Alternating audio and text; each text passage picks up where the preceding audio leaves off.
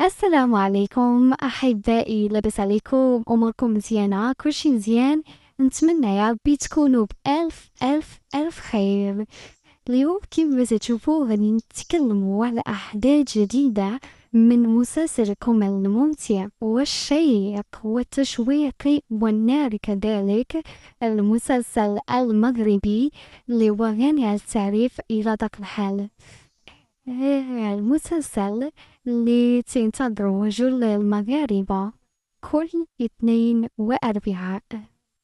متنساوش دعمونا بلايك أو كومنت، وكذلك متابعة الناس جداد، وهاد الشي كاملو من أجل الاستمرارية.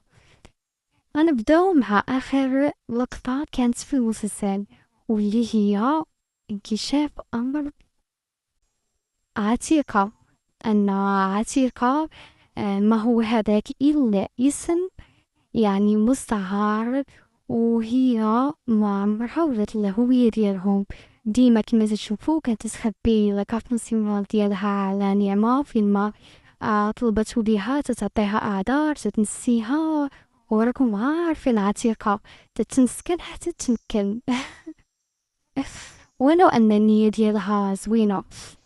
المهم كيف ما قلنا الفئة ديال البحرية لقات من حسن الحظ ديالها لقات لاكارت ناسيونال ديال عتيقة أو خديجة، ومشات خزناتو شوية.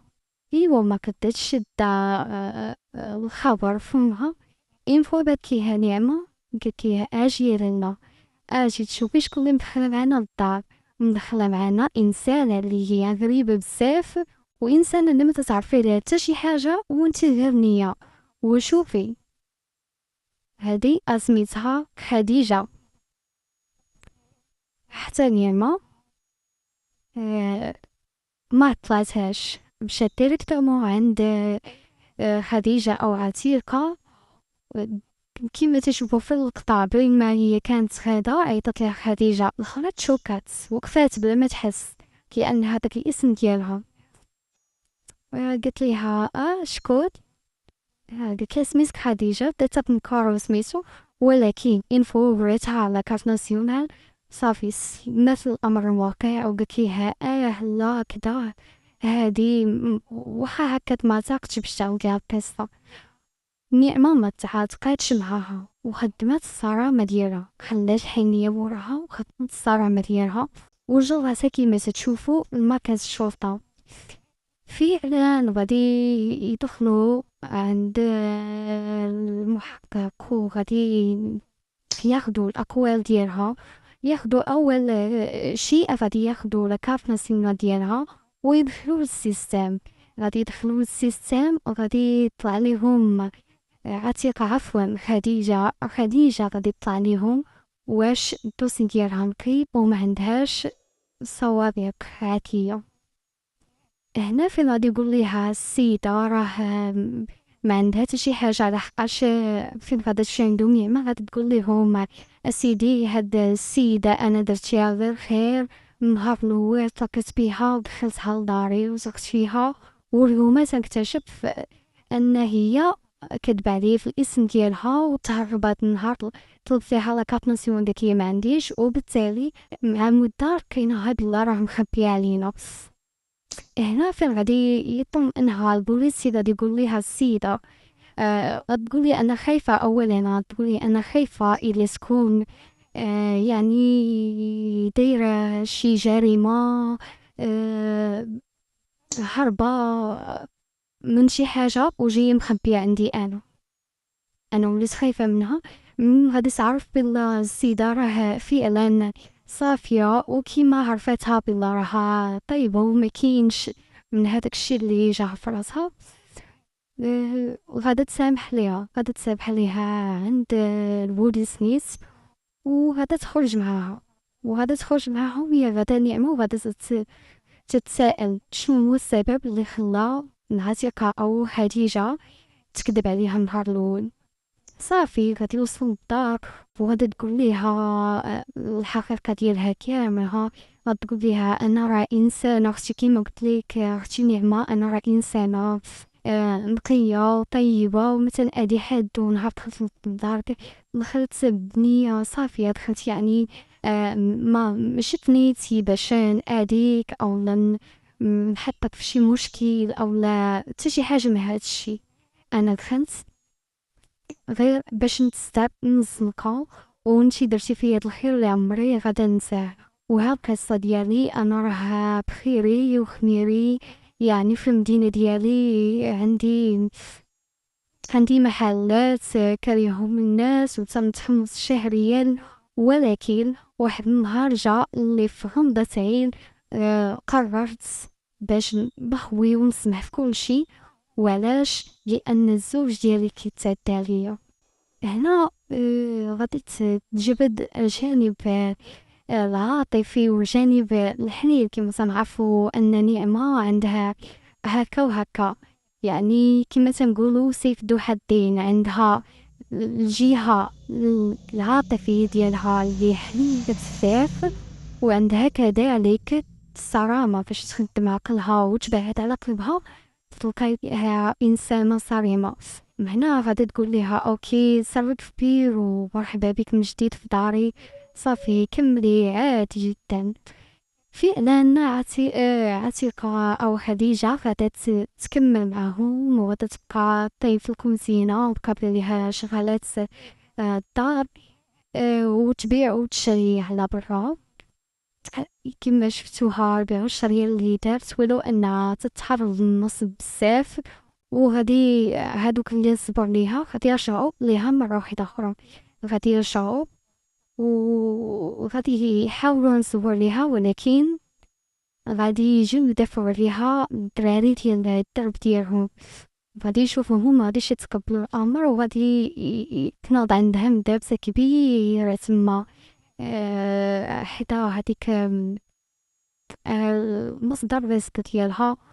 ولكن ملي غادا تنوض هاديك المدافسة وهاديك المضاربة غادي يمشي ليها كلشي، يعني غادي يهرسو ليها هادوك الرفوف اللي دايرة وهداك الشي اللي زاد تسترزق بيه، غادي يتهرس ليها غادا تبقى تبكي وغادي تدخل فواحد الحالة ديال اكتئاب، لأن هداك الشي كاع اللي بنات في أحلامها وبغات تشوف، يعني بغات كما تنقولوا بغات ديباني راسها بيه مشى ليها.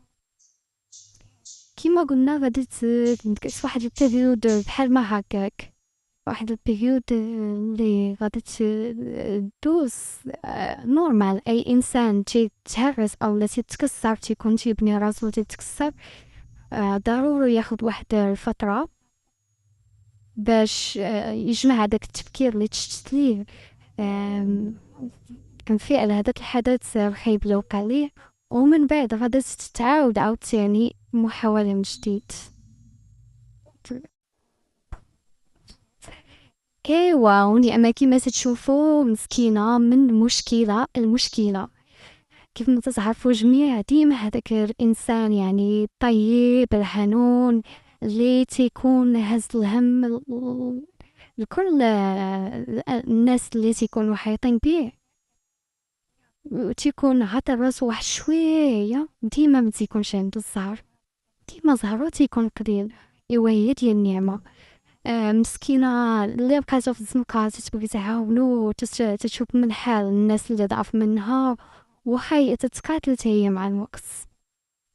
المهم كيف ما شفتوا انها انهات العلاقة مع عبد العالي وبعد ما كانوا مجموعين في الطبلة وقصوا البنات قصوا كاينين اللي تيقولوا ليها جهة تقول ليها لا تبعي الفلوس تبعي الشهرة، حلمي شوفي منين بحرية داتها بعيد سرحات بيها، قلت ليها الحب ما غادي يوكلك خبز ما غادي تعيشي بيه حياة هنية، عيشي حياتك، فكري القدام، فكري من غادي يوليو يقولوا شكون هاديك مرت اللاعب شي حاجة، ومنين غادي تولي عندك واحد الالتفاتة اللي هي كبيرة وغادي ديال الاضواء وغادي تولي سنتي مشهورة وغادي توصلي واش ديري دي بروجي ديالك غادي تعيشي الحياة السعيدة.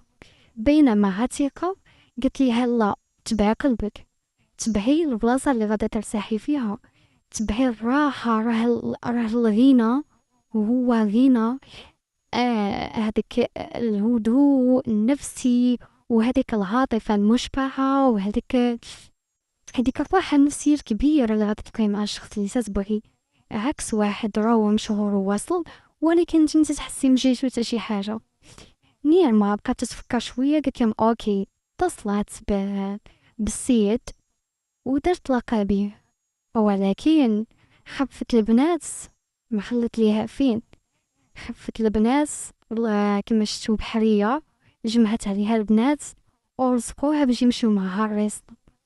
لصقوها لصقة خايبة، وفعلا كيف شفتو مشاو وشطت عليهم، قالت صفا تقلب بحديتهم جلسوا.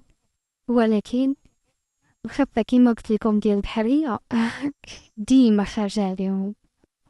من دات البنات ايوا السيد اللاعب حيت خفيف عينو زاد تمتم، دار بلاكا كحلة النعمة بحال السيدة اللي مزوقة عليه ولبسة الحمار ولبسة غوب سواغي وكلشي. هادشي هذا ضربو ليها في الزيرو، ولا تتبان لي هاديك الانسانة اللي داخلة سوق راسها وما دايره حتى شي مجهود وجايه لابسه سامبل جدا، اللي هي زينب. ولا تتبان لي زينب صافي، ولا السيد زعد تما ولاتي كترمي لها في الهضره، تيدور بيها كيف ما شفتو. نعمه ما عجبهاش الحال مشات وصافي، ولات حقدات على زينب وقالت ليها ما عندك جلوس معايا، سيري في حالك، اللي هي خدمه دبرتك فيها. ومنها ديال هادي كما قلنا نعمة، السيد عبد العالي مشات يفكر مع راسو، قال هادي اللي رمياني ودبرت في بلاصة واحدة أخرى غنحيدها، حيدة من الميموار ديال التليفون، وحيدة صافي، قال حيدة من حياتي. عبد العالي منين غادي يشوف راسو صافي بقى بوحديتو غادي يتصل بغزالي، غادي يقول ليها غزالي انا بغيت نرجع للخدمه، محتاج الخدمه. السيده ما هي من العاكزين، كيف قلنا غزالي حتى هي بالدور ديالها ما غاداش تبلك الفرصه اللي قدامها، الفرصه اللي قدامها باش تدور بعبد العالي وتقرب منه من جديد وتجيبو لصفها، غتحاول ما امكنها تستغلها. اي عبد العالي غادي يرجع، ولكن نعمة من غادا تجلس مع راسها غادا تقول اشنو درت.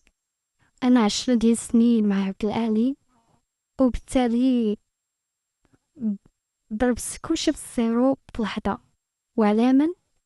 على واحد يلا عرفتو مبارح، غواني الشيطان وبغيت نطالو فوق. شوف بنادم كيفاش داير، باعني في لحظة انا اللي ردت نهضر معاه وتكلفت ومشيت تلاقيت بيه وكلشي، باعني في لحظة وقال لي انتي مجرد فام، يعني بحالك بحال غيرك، يعني هاد الانسان مزيانش، المعدن ديالو خايب، ماشي بحال عبد الهاني مسكين اللي حنين فيا وعشرة ديال زمان وعارفاه كيفاش داير ومأثر، عمري لقى بحال. هنا فين غادا تنادم نعمة، غادي تنادم عليها الحال وغادا تعاود تواصل وتصل في عبد العالي من جديد. فعلا عبد العالي غادي يستجب ليها بحكم انه تيبغيها، غادي يستجب ليها وغادي يرجع معاها من جديد، غادي يرجع معاها من جديد. ولكن غادي يخبي ليها واش رجع للخدمة مع غزالي، على حقاش هي هذا الامر رفضه بتاتا. صافي عبد العالي كيقولنا غادي يبقى مع غزالي خدام معاها، وفي نفس الوقيته غادي يرجع مع الحب ديالو. ايوا وبالنسبه للام ديال نغمه غادي يكونوا عادي جالسين هي والبنات تتفرجوا شاطحين ناشطين ضاحكين حتى غادا تدخل الأم ديالها رشيدة، غادا تدخل ليها على طفلة، حيتاش نعمة معرفاش دروكس بالضبط فين غادا تخرج الأم ديالها. وبحكم آخر زيارة ليها كانت في السجن، مني مشات عندها وقالت ليها ما بقاش جي عندي، ما انتي بنتي ما انا بنتك. علاود قالت ليها ماما غادا نكري ليك في شي مدينة واحدة اخرى اللي بعيدة، لاني انا قيل الناس واش ماما مات في الحج، بمعنى ما بغيتكش تظهري معايا، وانا غادا نبقى نزورك وغادا نبقى نتواصل معاك. وكما شفتو الام ديالها سخطات عليها وصافي من تما نعمة ما رجعتش عندها للسجن، الا ان كما قلنا غادا تفاجئها مفاجأة كبيرة تما فين غادا تصدم نعمة. البنات غادي يقولوا ليها شكون هاد السيدة، غتقول لهم هادي صاحبة ماما الله يرحمها. نقول لها علاش تصدمتي بحال ما هكا، كانت عندك هاد ردة الفعل بحال ما هكا. تقول لهم لا، حيت كانت قريبة بزاف لماما، وبالتالي فاش شفتها تفكرت ماما، تفكرت الذكريات كاع اللي كنت تدوز مع ماما، وهذا هو السبب. ولكن عتيقة أو عفوا خديجة عارفة حقيقة القصة، عارفة أن هذيك الوالدة ديال نعمة، وبحكم أنها سترها وستركها حتى هي شنو عندها وقبلت معها تكمل معها في الدار، عتيقة تبقى ساكتة. وهذا الشيء أصلا ماشي ديال عتيقة، ما زدش عليها تفتح أسرار الناس أو لا تخوض شي حاجة اللي ماشي ديالها. فعلا غدات رشيدة غادا تعيش معاهم في الدار على أساس راها صاحب الوالدة ديال نعمة، غادا تعيش معاهم وغادا تاخد يعني سميتو تاخد الوظيفة ديال الطياب في الكوزينة، وغادا تولي تعاون عتيقة أو خديجة، والأمور غادا تمشي مزيانة. غير هي غادا تغير أوضاع الدار شوية، غادا تولي رشيدة بحال هي مسيطرة على البنات، وديري انتي هادي وديري انتي هادي وتتآمر فيهم بهذا المعنى. ايوا بالنسبة لزينب، زينب فعلا غتمشي واحد البريود غتخرج من الدار وغادا تكمل خدمتها مع طه وسعاد. المهم كيف ما قلنا زينب بعد ما جرات عليها نعمة من دارها قلت لها ما عندك فين تسكني معايا. كيف ما تنعرفوا جميع ان زينب عندها واحد الانفه، ماشي بحال باقي البنات عندها واحد الانفه. رغباتها مرة قالت ليها لا انا راه ما دارتش، راه هذاك اللاعب انا ما عندي حتى شي ذنب، اشنو درت انا اشنو درت، شرحي لي اشنو درت، انا ما درت حتى شي حاجه، راه هو اللي تبسل عليا. واش انا قلت ليه تبسل عليا؟ قلت انا بعيدا عن اللاعب او لا شنو كان، انا ما بغيتكش تبقاي في داري، انا حره خدمه بدك خدميها خدمتك الله يعاود. فعلا غادا تخرج واحد البيريود غادا تسقف بعيدة عليهم، وكما قلنا غادا تكمل الخدمة ديالها مع طه كممرضة. لكن اللاعب غادي يبقى ديما ملازمها ديما، بعد ما دار ليها النيميرو في الصاك وما شافتوش وسميتو، غادي يقلب مزيان ويعرف البلاصه فين كاين، وغادي يبقى ملازمها وتابعها وتيطلب فيها. وانتوما عارفين هذاك الشيء اللي تيكون بعيد باش تنيرو، بعيد باش تحصل عليه تيكون عزيز. ما حتى هي تقول ليه لا انا ما بغيتش او ما خضعتش الرغبه ديالو، ما عطاتوش وقت، ما حسيت تيزيد التعلق بها.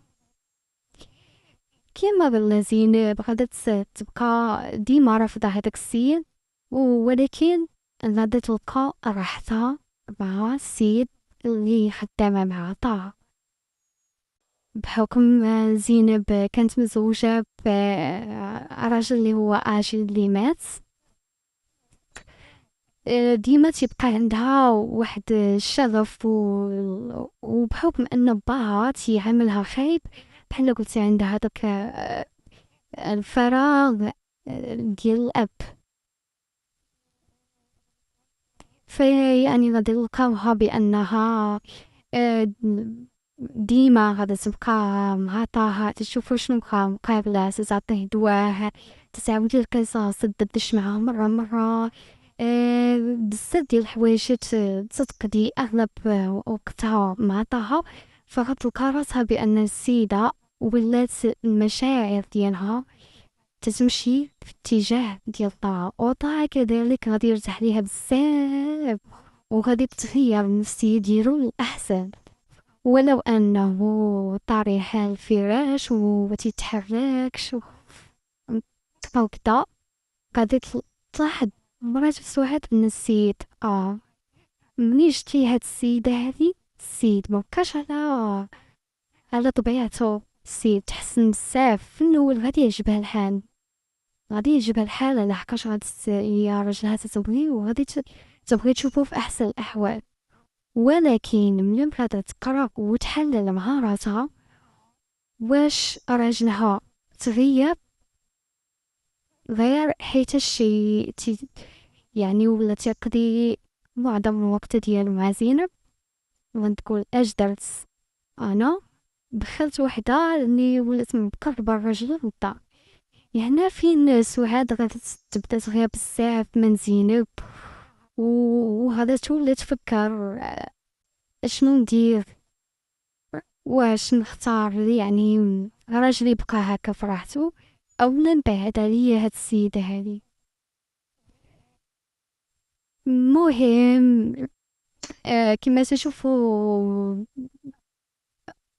نعمة الأوضاع ديالها المالية غادي تترجع للور، مبقاتش خدامة كيما بقات. غادي يجي واحد الوقيته اللي غادي متلقاش باش تخلص الكرا، وغادي يخرج ليهم حوايجهم من الزنقة، وزينب غادي تكون هي المنقذ ديال نعمة. كيفاش وعلاش؟ هي لان زينب ما غاديش تبقى غادا بهاد السيرور هادي غير خدامة عند الناس وصافي، وانما غادي يجي الوالد ديالها من البادية وغادي يحاول عاوتاني محاولات ثم محاولات باش يلقى الابنة ديالو، لحقاش راه ماشي هو باغي يلقى الابنة ديالو على ود راها كبتو، ولا على ود راه توحشها، ولا على ود راه خايف عليها، لا. بغا يلقاها لانها غادي تضيع عليه واحد الميراث اللي هو كبير، لان الحاج خلى ليها ميراث اللي كبير وكتب ليها كلشي بدون استثناء. كيما قلنا غادي يجي وغادي يطلب عليها، وغادي يبقى حتى يوصل لها في اخر المطاف.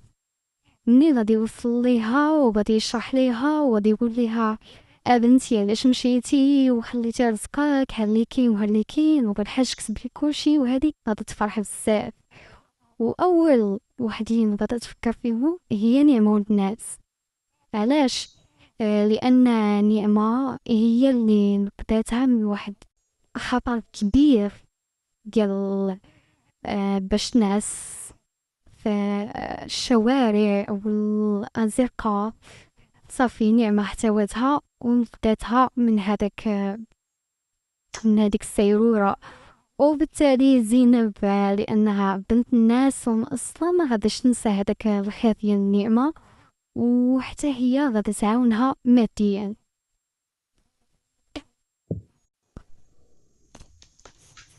أما بالنسبة للأخت عفت فغادي نلقاوها النفسية ديالها عامة تزيد تتحرك نهار على نهار.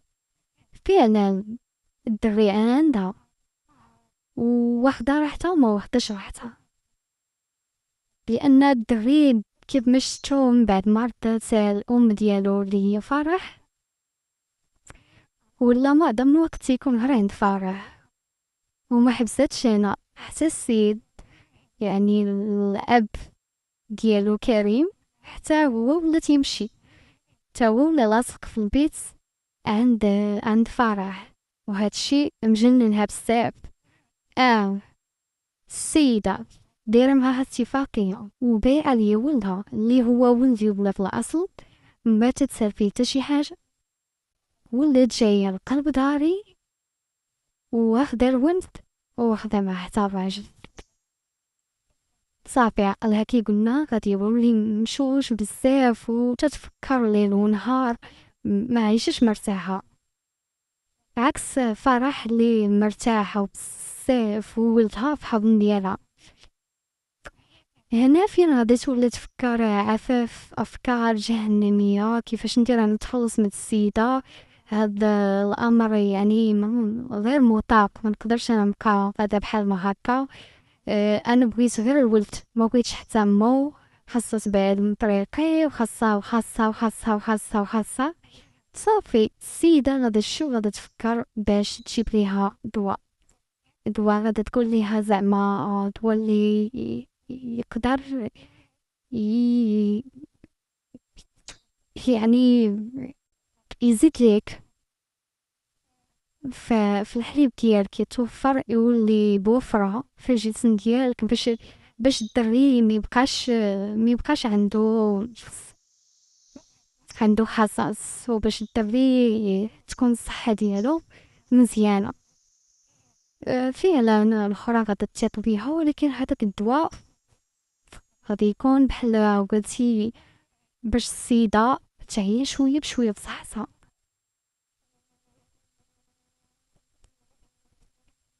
غادا تبقى الأمور بحال ما هكا نهار على نهار على نهار على نهار، حتى توتر ما بين عفاف وفرح، وبالتالي غادا تخرجها من الزنقة من جديد.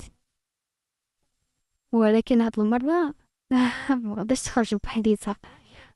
فرح غادا تسرق الابن ديالها أو غادا تهرب هي والابن ديالها لبرا، وغادا تتصل بكريم وتقول ليه شوف حياتك راه نهاية أنا وولدك، أما عفاف راه غير زايدة علينا.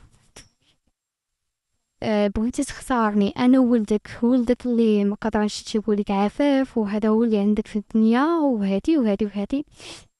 صافي السيد غادي يطلق بها خفية، وغادي يمشي يكري ليها، وغادي يولي مرة يطلع ليها، حتى أنه مع الوقت غادي يفكر باش حتى هو يختفي مع فرح.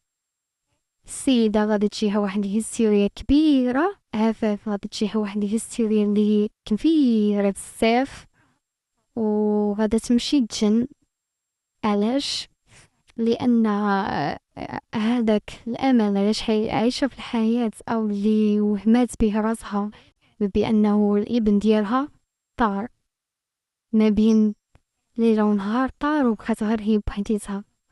وحتى الراجل ملي تجي تبقى تشكي ليه هلا قلب معايا، دات لي ولدي، دات لي شفار ولدي وهادي وسرقت لي ولدي وكذا وكذا وكذا وكذا، تيدير راسو تيتصنت ليها وراها عارفه شنو كاين، مطمئن على الولد ديالو وعارف فرح فين كاينه، بالاكثر من ذلك حتى هو مشارك في هاد الخطه. كي وصافي غادا تمشي الأوضاع بحال ما هكا، حتى يجي واحد النهار اللي غادي تكشف فيه كلشي، تكشف قدام الجيران قدام العائلة واش السيدة غير حماقت وكانت دايرة كاش ديال البونش، معمرها كانت حاملة، وكلشي غادي يولي نقص منها على ود هاديك السيدة. راها فعلا لا ثقة فيها انها تجنت بهذا الشيء هذا اللي تدير. وكريم غادي يعطيها في الظهر ويكمل مع فرح وغادي تزوج بها.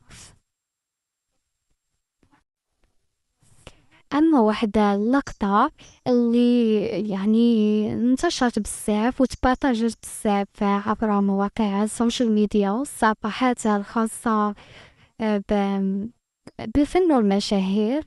وكذلك الصفحات بالفيسبوك اللي هي ديال عتيقة أو خديجة، ملي يجو عند هادوك الشلهبية وسرقوا ليا الفلوس شحال من واحد ما عرفش، يعني ما فهمش هذيك اللقطة هادي تيديروها بزاف بل من طرق النصب المتعارف عليها، واللي تيمتهنوها العديد ثم العديد من الناس. كيما تشوفوا هو في الأول شنو دار؟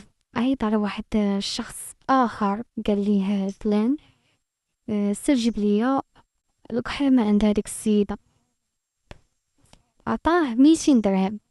200 درهم قرا السيرية ديالها اللي كانت 49، وبالتالي فعلا مشى جاب ليه الكحل. السيدة ردتها ليه صافي 200 درهم كلشي حتى لهنا على ما يرام. تيبقى واحد بيريود صغيرة، واحد مومون بريكول غادي يرجع فيها عند السيدة، تيرجع هو يعني شخص آخر، تيرجع هو تيقول ليها بغيت شي حاجة.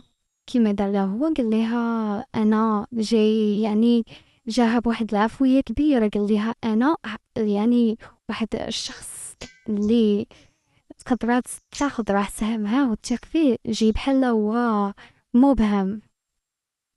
مبهم يعني عنده واحد الإبهام كبير، ما عرفش حتى شنو يتقطع بحكم هداكشي ديال النساء. هو غير بغا يفرح العروسة ديالو، زعما قال ليها أنا يلاه تزوجت جديد وبغيتك تعطيني شي حاجة للعروسة ديالي. السيدة نعطيك هاد البرودوي مزيان لوجيه، هاد البرودوي مزيان يعني لترطيب الجسم، هاد البرودوي مزيان للشعر.